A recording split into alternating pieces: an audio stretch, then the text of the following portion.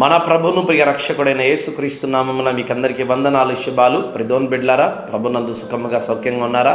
దేవుడు మరొకసారి తన పరిశుద్ధ దినములోనికి మనల్ని నడిపించినందుకు ఆ ప్రభుకి మహిమ కలుగును గాక. ఈరోజు దేవుని మందిరానికి వెళ్తున్నారా? మీ ప్రార్థన అవసరం ఉంటే తప్పక తెలియచేయండి.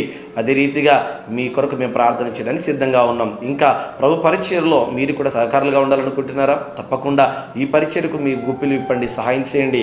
తప్పకుండా మీరు మరింత బలపరచబడతారు. దేవుడు మీకు కిలిగా దీవిస్తాడు. ఈ దిన దేవుని వాక్కును మనం ఆలోచన చేద్దాం. మొదటి యోహాను గారు రాసినటువంటి పత్రిక 1వ అధ్యాయం 7వ వచనం. యేసు రక్తము ప్రతి పాపం నుండి పవిత్రపరచును. దేవుని రక్తం మనల్ని పవిత్రపరచును అని వాక్యం తెలియజేస్తుంది కదా.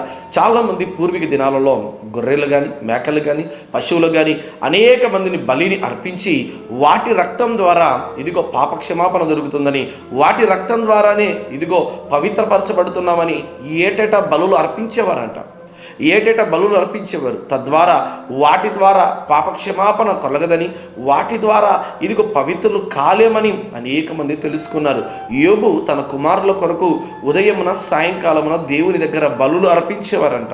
వారు చేసే ప్రతి అపరాధాలు దేవుడికి క్షమించులాగున వారు ప్రార్థన చేస్తూ యోబు గారు వారి బిడ్డల కొరకు ప్రార్థన చేస్తూ ఉదయమున సాయంకాలమున తన బిడ్డల కొరకు బలి అర్పించేవాడంట. కానీ వాటి రక్తము ద్వారా తన బిడ్డలు చేసిన పాపములు క్షమించబడవని ఆయన గ్రహించారు.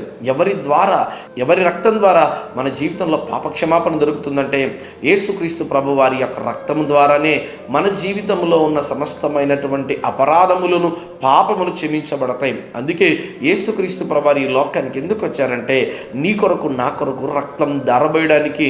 అనేక మంది ఎవరి కొరకు ఎదురు చూశారో, అనేక గ్రంథాలు ఏ దేవుని కొరకు ఎదురు చూశాయో ఆ ప్రభువారే ఈ లోకానికి దిగి వచ్చి సర్వ మానవాళి కొరకు పరిశుద్ధంగా బ్రతికి ఆయన తన రక్తాన్ని ధారబోసాడు. ఆయన పుట్టుకలో పవిత్రత ఉంది, ఆయన బ్రతకడంలో పరిశుద్ధత ఉంది.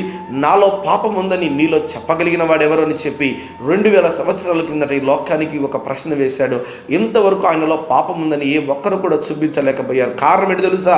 ఆయన పరిశుద్ధుడని. ఆయన పరిశుద్ధుడు, ఆయనలో ఎంత మాత్రం పాపం అనేటువంటిది లేదు. అందుకే అనేక మంది ఆయన్ను ఇబ్బంది పెట్టారు, అనేక మంది ఆయన చంపాలని పన్నాగం పట్టారు. కానీ ఆయన నీతిమంతుడని చివరి నిమిషం వరకు అనేక మంది రుజువు చేస్తూ వచ్చారు. ఈరోజు నువ్వు ఏ స్థితిలో ఉన్నావో, ఏ పరిస్థితిలో ఉన్నావో ఒక్కసారి ఆలోచన చేయి. ఆయన రక్తంలో కడగబడ్డావా? సంవత్సరాలు జరిగిపోతున్నాయి, దినాలు జరిగిపోతున్నాయి, ఇంకా ఆయన రక్షణలోనికి రాకుండా, ఆయనలో నువ్వు సహవాసం చేయకోకుండా ప్రభుకి దూరం అయిపోతున్నావేమో. ప్రభువా నన్ను క్షమించు ప్రభువా, నీ రాజ్యంలో నువ్వు జ్ఞాపకం చేసుకో ప్రభువా, నీ చిత్తంలో నేను వర్ధిల్లులాగున తండ్రి నన్ను కడుగు ప్రభువా అని చెప్పి ప్రభు దగ్గర వేడుకోలేవా? పేతురు గారు అంటున్నారు, అయ్యా కాళ్ళు మాత్రమే కదయ్యా, తల మొదలుకొని అరికాల వరకు నా పాపాన్ని కడిగివేయంటే ప్రభు వారు కడిగినటువంటి వారిగా ఉన్నారు. ఈరోజు యేసుక్రీస్తు రక్తం నీ కొరకు, నా కొరకు ధారబోయబడింది. ఆయన రక్తంలో పాపక్షమాపణ ఉంది. ఆయన పరిశుద్ధుడై, పవిత్రుడై తన రక్తము ద్వారా ఈరోజు అనేక మంది యొక్క పాపములు కడిగించేవాడిగా ఉన్నాడు. అందుకే గమనించండి దేవుని బిడ్డలారా, గొర్రె రక్తము కానీ, మేకపిల్ల రక్తము కానీ, జంతువుల రక్తము ద్వారా, ఏ ఒక్కరి రక్తము ద్వారా కూడా పాపక్షమాపణ దొరకలేదు. కానీ యేసుక్రీస్తు ప్రభు వారి యొక్క రక్తము ద్వారానే ఈరోజు మన జీవితంలో పరమ పవిత్రత దొరుకుతుంది.